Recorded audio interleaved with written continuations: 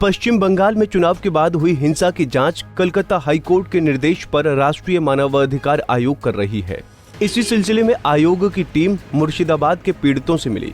आयोग के सदस्यों ने हिंसा प्रभावित इलाकों का दौरा किया। मानवाधिकार आयोग की टीम ने बहरमपुर के सर्किट हाउस में पीड़ितों का दर्द जाना। टीएमसी वर्करों के हमले का शिकार हुए एक बीजेपी वर्कर ने अपनी पीड़ा आयोग के सामने दर्ज कराई। उन्होंने कहा कि टीएमसी के गुंडे उन पर जानलेवा हमला कर चुके हैं।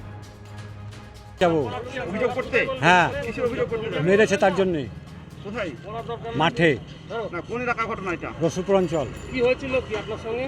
কিছু হয়নি, এমনি মেরেছে। এমনি মেরেছিল? কারা মেরেছিল? তৃণমূল। কেন মারলো কেন? আমার ছেলে বিজেপি করেছিল বলে। কবে মেরেছিল কবে? 7 तारीख। वहीं एक और पीड़ित बीजेपी वर्कर ने बताया कि उनके साथ टीएमसी के गुंडों ने मारपीट की है। विद्युत राय का कहना है कि टीएमसी के गुंडों ने 1 लाख रुपए का सामान भी लूट लिया है।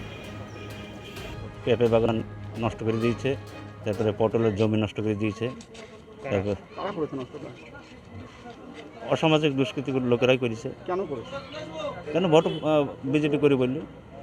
মানে কোন পার্টি করেছে সেটা জানেন না? না। কবে সেটা? ভোটের আগে? ভোটের পরে। গণনার পর? হ্যাঁ। বিদ্যুৎ রায়। অভিযোগ করবেন আজকে এখানে? অভিযোগ করবেন? অবশ্যই করবো। থানাতে অভিযোগ জানাতে গিয়েছিলেন? থানায় ডায়েরি করা হয়েছে। হ্যাঁ।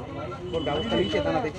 হ্যাঁ, কোন ব্যবস্থা নিয়েছে? কোনো ব্যবস্থা নেয়নি। আমি গরিব মানুষ, আমি একজন ক্ষুদ্র চাষি, সবজি চাষি।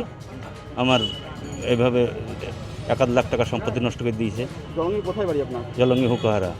वहीं राष्ट्रीय अल्पसंख्यक आयोग के उपाध्यक्ष और एनएचआरसी टीम के सदस्य आतिफ रशीद ने पीड़ितों से मुलाकात की। आतिफ रशीद ने कहा कि जनता अभी भी पुलिस से डरी हुई है। रशीद ने कहा कि डीएम और एसपी की जिम्मेदारी बनती है कि वो लोगों की जान माल की सुरक्षा करें। देखिए, ऐसा है कि हम यहाँ पर जो है हमारे पास सिर्फ यहाँ की 4-5 कंप्लेंट्स थी जो रजिस्टर्ड भी थे केस। उनको हम देखने के लिए आए थे, उनकी जांच करने के लिए आए थे। हमने उनको यहाँ बुलाया भी था और उनसे बातचीत भी करी हमने। लेकिन हमारे पास जैसे ही यहाँ पर लोगों को ये पता चलना शुरू हुआ कि एनएचआरसी की टीम यहाँ आई हुई है, तो हमारे पास जो आने वालों की संख्या है, विक्टिम्स की जो संख्या है, वो लगभग 100 के करीब हो गई। और हमने उन सबके बयान जो है रिकॉर्ड करे हैं, उनके स्टेटमेंट रिकॉर्ड करे हैं और उनकी वीडियोग्राफी भी करी है उनके स्टेटमेंट की, और लिखित में भी हमने उनके बयान लिए हैं, जिनको फर्दर इन्वेस्टिगेशन के लिए हम एसपी साहब को और डीएम साहब को देंगे। मुर्शिदाबाद का क्या हाल चल है? देखिए, मैं केवल आपके माध्यम से केवल एक बात कहना चाहता हूं। मैंने अभी डीएम साहब को और एसपी साहब को दोनों को भी बुलाया था। यहाँ जो मुझे सबसे बड़ी जो बात लगी वो ये लगी कि यहाँ पर पुलिस को लेकर विक्टिम्स के मन में बहुत खौफ है। ऐसे बहुत सारे विक्टिम्स हैं जो आधे रास्ते से वापस चले गए। ऐसे बहुत सारे विक्टिम्स हैं जिनको यहाँ तक पहुँचने से रोका गया। और हमने जब उनसे ये कहा कि हम पुलिस को बुलाकर आपकी समस्या का समाधान कर देते हैं, तो डर गए, रोने लगे। उनके मन में पुलिस को लेकर खौफ है। पुलिस को लेकर खौफ नहीं होना चाहिए। मैंने एसपी साहब को डायरेक्शन दिए कि जितने विक्टिम्स यहाँ आए हैं और जिन्होंने हमें रिटन में एप्लीकेशन दिए है, जो नहीं भी आए हैं, उन सबकी जान माल की सुरक्षा की जिम्मेवारी यहाँ के एसपी साहब और यहाँ के डीएम साहब की हम तय करके जा रहे हैं।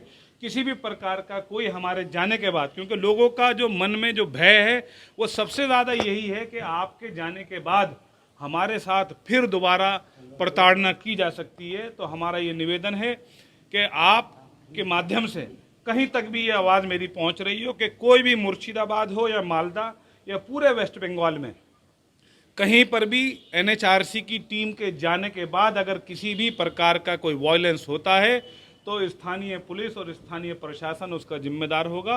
कोर्ट उसका जरूर संज्ञान लेगा। बीजेपी नेताओं का कहना है कि पश्चिम बंगाल की मुख्यमंत्री ममता बनर्जी चुनाव जीतने के बाद से ही संगठित हमलों का दौर शुरू हो गया था। अब बंगाल के हर जिले के पीड़ितों से मानव अधिकार आयोग की टीम मुलाकात कर रही है। उम्मीद है कि आम लोगों पर हिंसा ढाने वाले गुंडों के गिरेबान तक कानून के लंबे हाथ जरूर पहुंचेंगे। पंजाब केसरी टीवी के लिए मुर्शिदाबाद से उदय प्रताप सिंह की रिपोर्ट। हमसे जुड़े रहने के लिए हमारे YouTube चैनल को सब्सक्राइब करें और नई वीडियो की नोटिफिकेशन के लिए बेल आइकॉन को दबाएं। अगर आप ये वीडियो Facebook पर देख रहे हैं तो लाइक जरूर करें और ज्यादा से ज्यादा शेयर करें। धन्यवाद।